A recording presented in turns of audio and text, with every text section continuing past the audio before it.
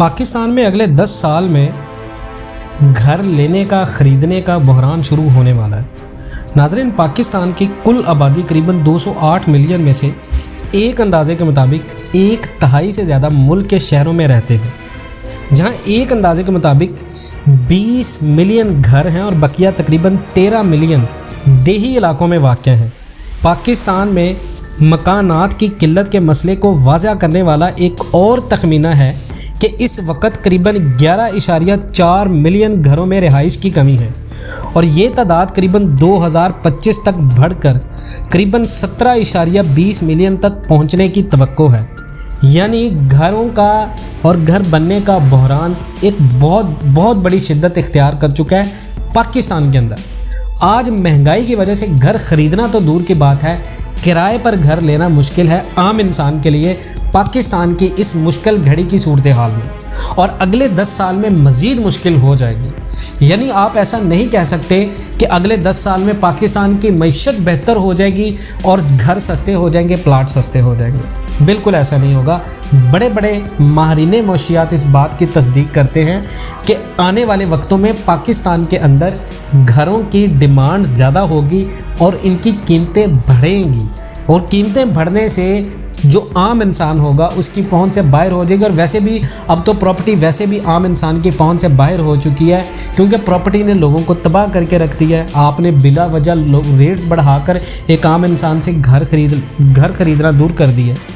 तो यानी आने वाले वक्तों में कोई प्लाट नहीं मिलेगा। ये तो वक्ती बात है कि आने वाले वक्तों में पाकिस्तान की ज़रखेज़ ज़मीन के ऊपर जिस तरह सोसाइटीज़ बन रही हैं, प्लाटों की कटिंग हो रही है, ये कल्चर ख़त्म हो जाएगा। ये बज़ाहिर बात है, क्योंकि घरों की जो किल्लत है पाकिस्तान के अंदर, वो सालाना शरह आपके मुल्क की आबादी को कंट्रोल करने की कोई पॉलिसी नहीं है।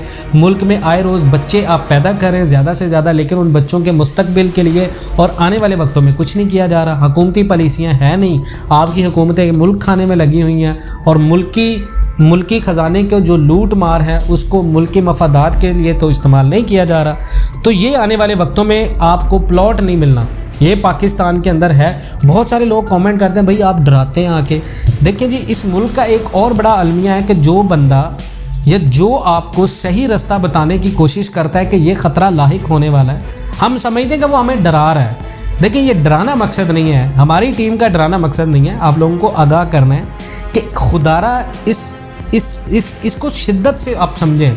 ये बड़ी समझने की बात है। कीमतें जैसे बढ़ रही हैं रियल एस्टेट के अंदर, आप देखें कि ऐसे ऐसे प्लाट हैं जो कि 15 से 20 लाख रुपए तक आ चुके हैं, और ऐसे ऐसे प्लाट हैं जिनकी कोई शक्ल सूरत नहीं है, वो 50-50 लाख के बिक रहे हैं।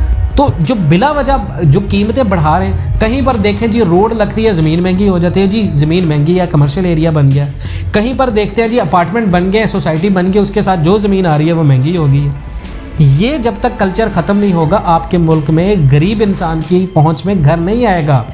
आए दिन सुनने को मिलता है डॉलर महंगा हो गया, ओवरसीज़ जितना तबका वो पाकिस्तान के अंदर प्रॉपर्टी बाई नहीं कर रहा। अब लोग दुबई के अंदर पैसा लगा रहे हैं। और मज़े की बात यह है कि पाकिस्तानी कौम से जिन लोगों ने रियल एस्टेट में पैसा कमाया, वो सारे सोसाइटीज़ होल्डर, जितने बड़े डेवलपर, आप उनकी जितनी बड़ी प्रॉपर्टीज़ देखें, जितनी बड़ी आप उनकी प्रॉपर्टियाँ देखें, वो बाहर इन्वेस्टमेंट करें।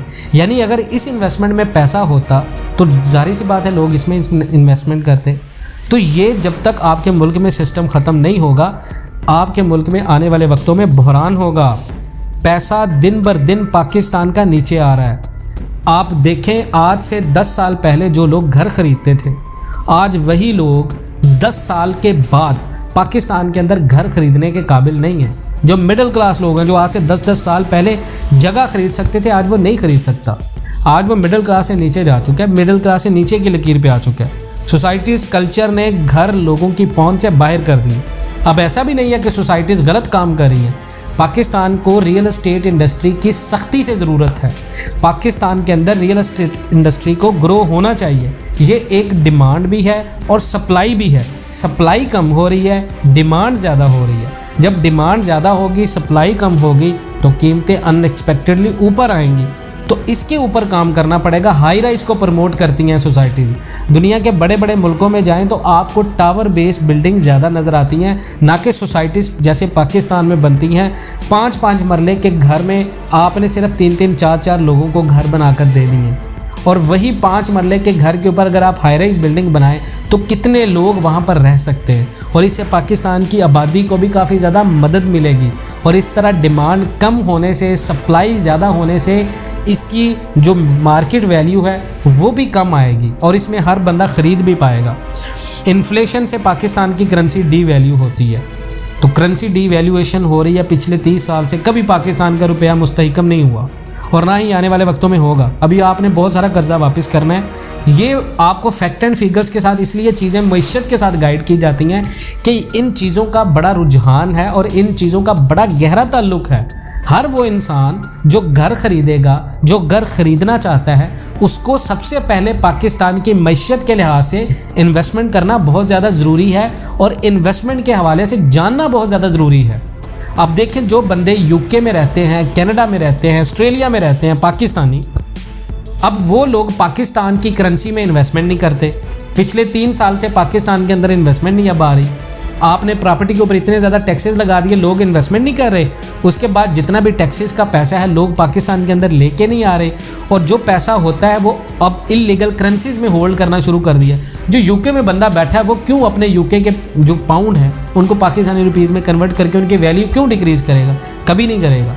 उसको पता है मैं जब दोबारा कन्वर्ट करूँगा मेरे पैसे ज़्यादा बनेंगे।